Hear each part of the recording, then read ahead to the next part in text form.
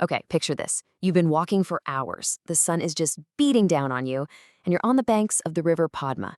It's this huge, sprawling waterway between India and Bangladesh. You're searching for something, but honestly, you're starting to think it's not even real. A ghost. That maybe the creature you're looking for is just gone for good. And then, right when you're about to give up, you see it. Something that just doesn't seem possible. It's not a log, it's not a trick of the light. It's this flash of deep, almost electric blue-green in the water. It's long, it's reptilian, but it's like nothing you have ever seen before. So what was it? Was it just your mind playing tricks on you in the heat? Or was it something real, something ancient, swimming right there in front of you? All right, let's get into it and figure out exactly what this incredible creature is.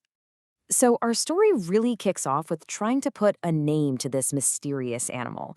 I mean, this is a creature so incredibly rare that people thought it was completely extinct in this part of the world. So what you're looking at here, this is not your typical crocodile or alligator. Nope. While it is part of that same big family, the gharial is in a whole league of its own. It's an ancient, highly specialized creature built for the river and almost nothing else. So what is it that makes the gharial so different? Let's take a closer look at its unique biology, because it is perfectly tuned to be the king of the river. The very first thing you notice, you can't miss it, is that unbelievable snout. But look really close, right at the tip of the male's snout. You see that? It's this bizarre, lumpy growth that makes it totally unique among all crocodilians on the entire planet. Yeah, that thing is called a ghara. It's named after the Hindi word for a round earthen pot, which it kind of looks like. But what it does is even cooler than how it looks. It's basically a sound amplifier. And the whole point of the gharial is just amazing. When a male gharial breathes out hard through it, it makes this loud, buzzing, snorting sound that echoes across the water. It's part love song to attract a mate, and part battle cry to tell other males, hey, back off. And the specialization is everything. Unlike crocodiles with those massive bone-crushing jaws built for big animals, the gharial's snout is more like a delicate pair of tweezers. It's lined with over 100 sharp interlocking teeth, and it's designed for one thing and one thing only, snatching fish out of flowing water with lightning speed. They can't just go live in a pond. They absolutely need the river to survive. And when the males actually fight over territory, wow, it is a sight to see.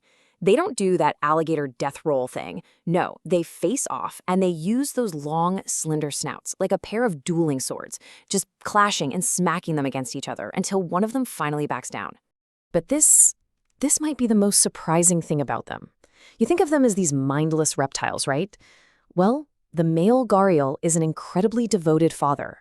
After the babies hatch, he actually lets them climb all over his head and his back, and he carries them around like a living school bus to protect them from predators. It's just an amazing display of parental care. So you have this one-of-a-kind, fascinating animal that once ruled the great rivers of the Indian subcontinent. But its world is vanishing, and it's happening at a terrifying speed. Yeah, this is where the story takes a really dark turn. Just let these numbers sink in for a minute. After the last ice age, they were everywhere. 20,000 square kilometers of river habitat. By the mid-1980s, they were already gone from places like Bangladesh. And today, their entire world has shrunk to just 200 square kilometers. That is a collapse of over 99%. It's almost unbelievable. So what on earth happened? The answer is tragically simple. We broke their homes. We built dams across the rivers, and that chopped up their populations, it stopped the natural flow of the water, and it destroyed the sandy banks they need to lay their eggs. A gharial needs a river, and the rivers are literally disappearing.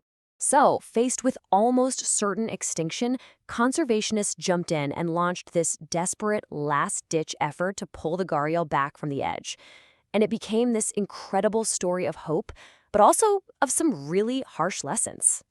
The plan seemed totally logical, really ambitious. You go out, you collect eggs from the last few wild nests, you raise the babies in a safe place away from predators, and then, once they're big enough, you release them back into protected parts of the river to rebuild the population. Makes sense, right? And the effort was huge. In just one single location, the Satkosia Gorge, conservationists released 700 captive-bred gharials over 30 years. 700. That sounds like an incredible success story. But out of those 700 animals, we only know of 2 that survived. 2. All of that effort, decades of work, all that hope, and it resulted in a near total failure. So why? What went wrong? Well, the problem was they were being put back into a broken home. Because of things like deforestation, the monsoon rains turned the river into this raging torrent that just washed the young gharials downstream. Some of them were washed all the way out into the ocean. Others got caught up in nylon fishing nets, and their delicate jaws were held shut so they couldn't eat. It all comes down to one crucial point. You just can't save a species if you don't save its home. And this is where the story gets so much bigger than just this one strange-looking reptile. The story of the gharial really is a fable for our time. It's a warning that's coming straight from the rivers themselves. There's this line from a poem that just says it all. In it, the animals in a forest that's about to be destroyed by a dam basically tell humanity that their fate is our fate. The bell that tolls for them, it's tolling for us too. See, the gharial is the ultimate indicator species. It's like the canary in the coal mine for a healthy river. It just can't survive in a waterway that's polluted or dammed up or overfished. Its extinction is a flashing red light that our great rivers, the lifelines of our civilizations, are dying. So the question we're left with is pretty stark.